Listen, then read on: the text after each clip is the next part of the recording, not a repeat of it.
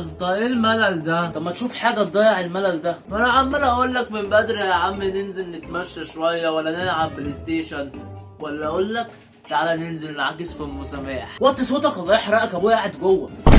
ايه يا بابا في ايه؟ يا حاج في ايه؟ ايه الدخله دي؟ انت شغال في المباحث ولا ايه؟ 5 دقايق وليكوا قاعدين جوه في ترابيزه الاجتماعات. ترابيزه الاجتماعات؟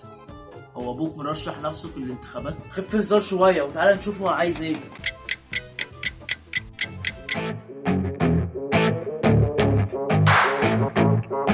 طبعا انتوا عارفين ان النهارده يبقى الوقفه وبكره يبقى العيد. ايوه ايه الجديد في اللي انت قلته يا حاج؟ اخلص خالص. امك النهارده سافرت البلد، هي واختك واخوك الصغير. ايه ده؟ واحنا ما سافرناش معاهم ليه؟ معرفش وما تدخلنيش في تفاصيل. المهم امك موصياني ان الشقه دي لازم النهارده تكون لوكس على المفتاح. طيب هطير انا بقى اعمل اي مصلحه، وانت لما تفضى كده بعدي عليها في السايبر. خلصانه؟ اترزع يلا. يا حاج بتزعق ليه؟ مفيش خروج من هنا، انت مش صاحبه يبقى لازم تنظف معاه. انظف ايه؟ ده انا ما عملتش كده في شقتنا، هعملها هنا. هو الموضوع بقى كده؟ طب ماشي. ايه يا اسطى؟ عدى عليا دلوقتي. في حوار معايا. هات الرجاله وتعالى. يلا سلام. انا ما بنضفش شقق. 5 دقايق والشقه هتكون جاهزه. انا بقول يعني اقعد مع ماي داد شويه، لو عايز حاجه من تحت اي حاجه انزل اجيبها له. يلا بينا نبدا بالسجاجيد.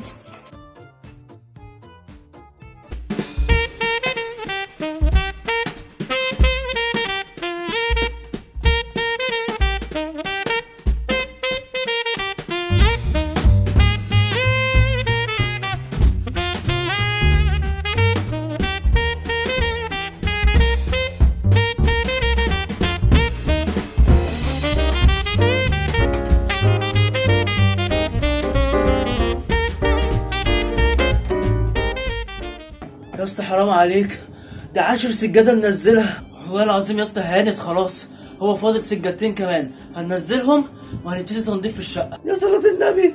طب امان عليك يا شيخ، لما نخلص كل ده تمسح رقمي من عندك. طب بقول لك ايه، ننزل بس السجاده دي وبعد كده نتكلم، عشان اقسم بالله السجاده تقيله وانا مش قادر اقف. عندك حق، هي فعلا تقيله. خلاص نزلها لوحدك انت بقى. بص بقى يا عم انت، احنا نضفنا الشقه ونزلنا السجاجيد اللي هم اقسم بالله لحد دلوقتي ما عارف هم كام سجاده، ونضفنا العنكبوت والبلاط ومسحنا السيراميك. خلصانه يا حاج؟ لا الله ينور عليكم بجد، والله انا اول مره اشوف كده. وانت يالا مع انك سرسجي ومعفن بس طلعت عيل جدع. شفت يا اسطى؟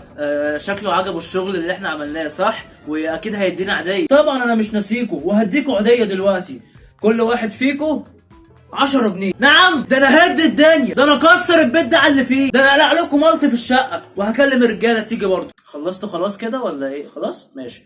كل كلب فيكم 3 جنيه. لا هي ال10 جنيه حلو.